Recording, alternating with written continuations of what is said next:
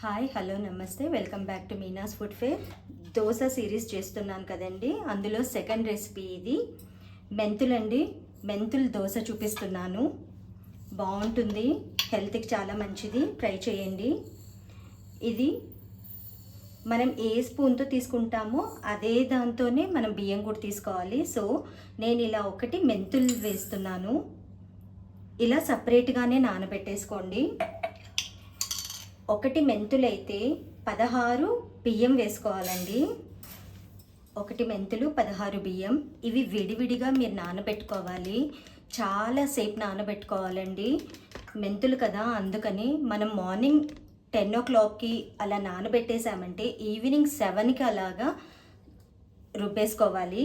ముందు మెంతులు నానబెట్టుకున్నాం కదా సపరేట్గా, దాన్ని ముందుగా మిక్సీలో వేసి ఈ నానిన బియ్యం కొద్దిగా వేసేసి ముందు మెత్తగా దాన్ని గ్రైండ్ చేసుకున్న తర్వాత మీరు బియ్యం యాడ్ చేసేసుకుంటూ రుబ్బేసేసుకోండి. మీరు నార్మల్ దోశ ఎలా రుబ్బుకుంటారో అదే ప్రాసెస్ అండి. ఇదిగోండి, ఇలాగా ముందు రోజు రుబ్బేసుకున్న తర్వాత మరోజు దీన్ని వాడుకోండి. ఇప్పుడు ఇందులో జీలకర్ర, తగినంత ఉప్పు, ఇది మెంతులు కాస్త చేదుగా ఉంటాయి కదండి, సో ఇందులో ఇవన్నీ యాడ్ చేసుకున్నారంటే కొంచెం దోశ బాగుంటుంది.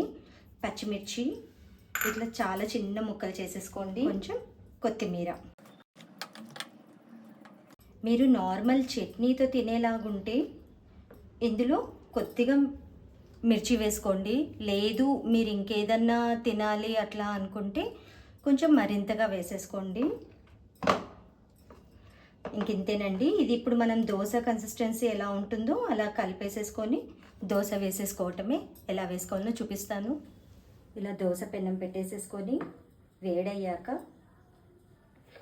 మీరు నార్మల్ దోశ ఎలా వేసేసుకుంటారో అలానే వేసేసుకొని స్ప్రెడ్ చేసేసుకోండి. ఇది జిగుటుగా ఉంటుంది కదండి, కాస్త స్లోగా అట్లా చేసేసుకోండి. తర్వాత కాస్త చిన్నగా వేసేసుకోండి.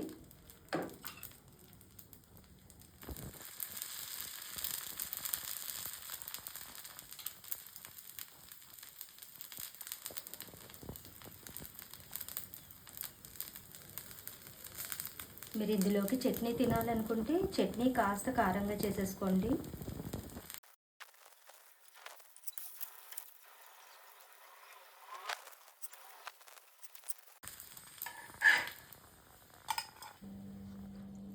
Please like, share and subscribe for more of my mom's amazing recipes and stories. Bye.